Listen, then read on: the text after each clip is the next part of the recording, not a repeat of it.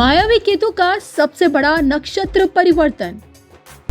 केतु किन 5 राशियों की बढ़ाएंगे दिक्कतें।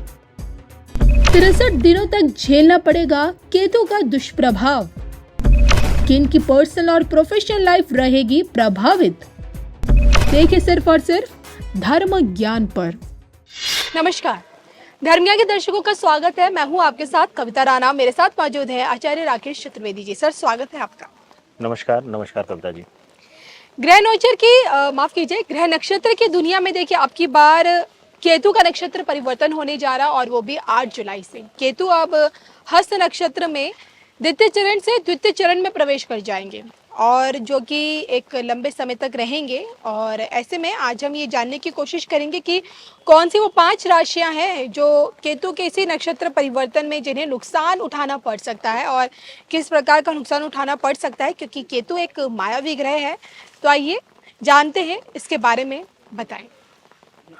देखिए कविता जी, एक शब्द आपने कहा केतु मायावी ग्रह है, लेकिन केतु की उचित परिभाषा मुझे लगता है ज्योतिष शास्त्र में लोगों ने गलत दिया है।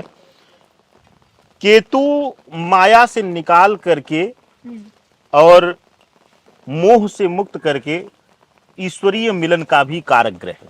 अच्छा, यानी ईश्वर का बोध कराने वाला, ईश्वरीय तत्व का बोध कराने वाला, क्योंकि गुप्त विद्या का कारक माना जाता है और ईश्वर गुप्त है, रहस्य है।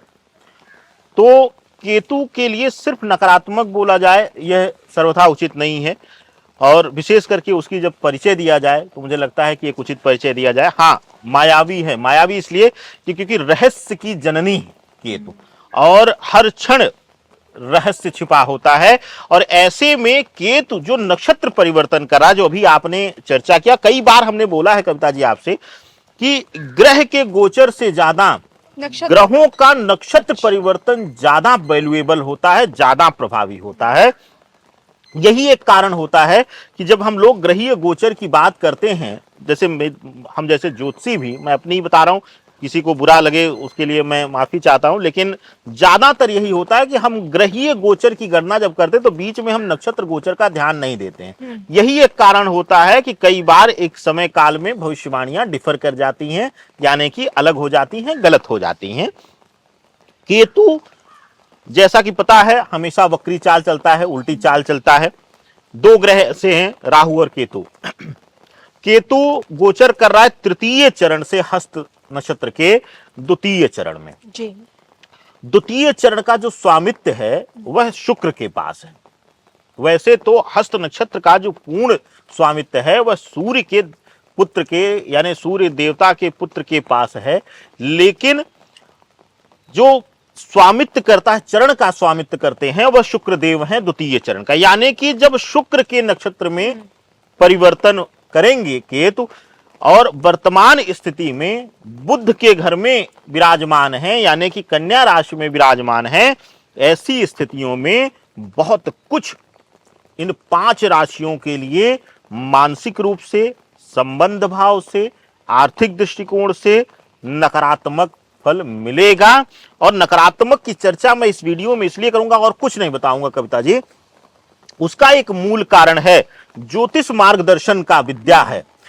हमें पता है कि आगे गड्ढा है तो वह टॉर्च है ज्योतिष की जो बताएगी अंधेरे में गड्ढा है तो आप रुक जाइए। तो जब हम नकारात्मकता की चर्चा करते हैं धर्म ज्ञान जैसे एक संभ्रांत मंच पर, जहां पर हम धर्म से संबंधित एक उचित ज्ञान की शिक्षा लेते हैं, तो आप लोग डरा मत करिए और ऐसा मत सोचा करिए कि ज्योतिषी आपको डरा रहे। ज्योतिषी आपको एक मार्गदर्शन दे रहा है कि यह चीजें होने वाली हैं, तो इस चीज से आप बच लीजिए। और जो कि ये 63 दिनों तक रहेगा केतु का यही नक्षत्र परिवर्तन। तो आइए उन 5 चुनिंदा राशियों के बारे में आचार्य जी से जानने की कोशिश करते हैं कि किस तरह से उन्हें सावधान रहने की भी जरूरत है, क्योंकि 63 दिन लगभग आपके 2 महीनों का समय है। तो आइए जानते हैं इसी पर।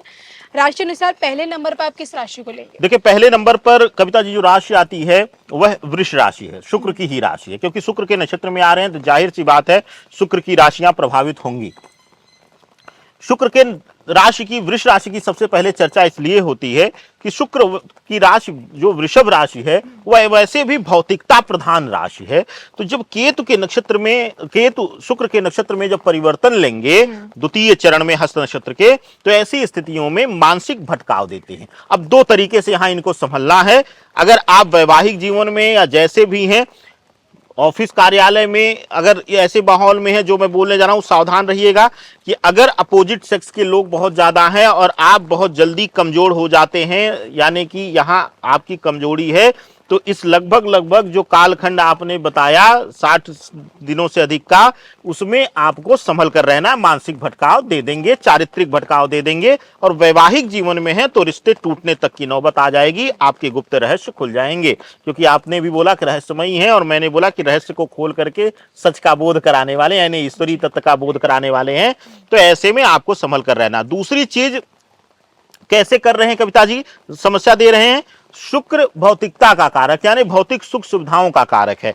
तो केतु जब शुक्र के नक्षत्र में जाएंगे तो ऐसी स्थितियों में व्यय पर नियंत्रण आप खो देंगे, यानी खर्च करने पर नियंत्रण खो देंगे, अति व्ययी हो जाएंगे आप। तो ऐसी स्थितियों में यह हो सकता है कि आने वाला समय जो है आपको आर्थिक दृष्टिकोण से अतिशय परेशानी वाला समय गुजारना पड़ जाए, क्योंकि यहां पर केतु आपको प्रभाव दिखा देगा शुक्र के नक्षत्र में, तो आपको आर्थिक दंड भी मिल सकता है।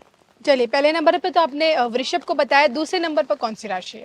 देखिए, दूसरे नंबर पर जो राशि आती है वह विशेष रूप से है बुध की राशि। जो पहली राशि है वह विशेष रूप से अगर आप देखेंगे तो मिथुन राशि है। मिथुन को मैं इसलिए कहता हूं कि केतु और बुध का प्रभाव जो है मानसिक रूप से दिक्कत देता है। क्या होगा इस गोचर काल में, जब शुक्र के घर में आएंगे, मतलब शुक्र के नक्षत्र में आएंगे केतु, तो मानसिक भ्रम की स्थिति दे देंगे, निर्णय नहीं लेने देंगे, खास करके पारिवारिक दृष्टिकोण से। बुद्धि को भ्रमित करके पारिवारिक दृष्टिकोण से निर्णय ना ले पाना, पारिवारिक रूप से कलह को जन्म देना, छोटे छोटे बातों को लेकर विरोधाभास उत्पन्न होना, बेवजह के बातों पर तनाव लेकर के एकदम से मन अशांत हो जाना, अपने ही जीवन को नकारात्मक समझने लगना, इस तरीके के भाव जन्म लेना शुरू कर देंगे। तो थोड़ा सा मिथुन राशि के जातकों को भी सावधान रहने की जरूरत रहेगी। वृषभ मिथुन के बाद तीसरे नंबर पर जो राशि आती है वह राशि है विशेष रूप से कविता जी यहां पर जिक्र आएगा वृश्चिक राशि का, मंगल और केतु प्रभाव का।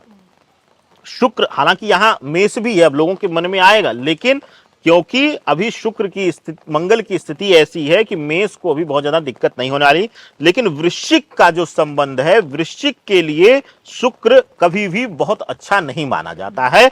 और केतु जब शुक्र के नक्षत्र में जा रहे हैं तो ऐसी स्थितियों पर इनके ऊपर आरोप प्रत्यारोप लगना, लांछन लगना, विपरीत लिंग के प्रति आकर्षित होकर उसके द्वारा इनको बदनाम किए जाने का भी षड्यंत्र इत्यादि हो सकता है, चाहे आप स्त्री हो चाहे पुरुष हो। जी। आपको यह सतर्क रहना है। दूसरी चीज कि इस समय भ्रमित करके आर्थिक रूप से कहीं आपको फंसा देंगे, कोई गलत जमीन या मकान इत्यादि के निवेश का विचार आप करेंगे, जो कि विवादित इत्यादि होने का भाव ज्यादा दिखाता है। तो इस बीच आपको सावधान हो जाना है वृश्चिक राशि के जातकों के लिए कि आपको इस बीच कोई निवेश इत्यादि नहीं करना है। जी। चलिए, अब तक आपने इसी कड़ी में केतु के इसी नक्षत्र परिवर्तन में इसका नकारात्मक प्रभाव जिन राशियों को झेलना पड़ेगा, उसमें आपने मिथुन को बताया, वृषभ को बताया, वृश्चिक राशि को बताया। चौथे नंबर पर देखिए, चौथे नंबर पर जो स्थान आता है वह है मकर राशि का। मकर राशि को हम इसलिए ले रहे हैं, हालांकि केतु और शुक्र जो हैं वह शनि प्रधानता के भाव में है, शुक्र जो है मित्रवत है शनि का, लेकिन शनि और केतु जब भी मिलन करते हैं, अब यहां पर क्यों मैं मिलन की बात क्यों कर रहा हूं, शुक्र के नक्षत्र में आने से केतु जो है वह शुक्र के साथ मित्रवत भाव में आ जाएगा, यानी कि उसके प्रभाव में शुक्र आ जाएगा या शुक्र से समतुल्य प्रभाव हो जाएगा। तो ऐसी स्थितियों में मकर राशि वालों के लिए मानसिक पीड़ा का कारक बनेगा। अगर कहीं से लीगलिटीज का विषय चल रहा था, कानूनी विषय चल रहे थे, वहां पर मुसीबतें बढ़ सकती हैं, तनाव आपका बढ़ सकता है। इसके साथ साथ कोई आकस्मिक बीमारी वह भी आपको ग्रसित कर सकती है, मानसिक उलझन दे सकती है, आपको तोड़कर रख सकती है। तो आपको पहले से ही सावधान हो जाना है। चलिए, इसी के साथ अंतिम पांचवी राशि। पांचवी राशि आती है कविता जी, वह आती है मीन राशि। मीन राशि को मैं इसलिए ले रहा हूं, हालांकि गुरु के साथ किसी का शत्रुगत भाव नहीं है, लेकिन क्योंकि 7.5 के प्रभाव में हैं, ऐसी स्थितियों में शुक्र के नक्षत्र में जब केतु जाएंगे तो शुक्र जो है वैवाहिक जीवन के कारक हैं और वैवाहिक सुख के कारक हैं, संबंध सुख के कारक हैं। तो ऐसी स्थितियों में मीन राशि के जातकों के लिए, जो लोग नए नवेले वैवाहिक संबंध में जुड़े हुए हैं, उनके संबंध में खटास आएगी, संबंध टूटने तक की नौबत आ सकती है। और बेवजह के भ्रम की वजह से, यानी बेवजह की बातों को लेकर के तनाव बढ़ेगा, रिश्ते खटास में आएंगे।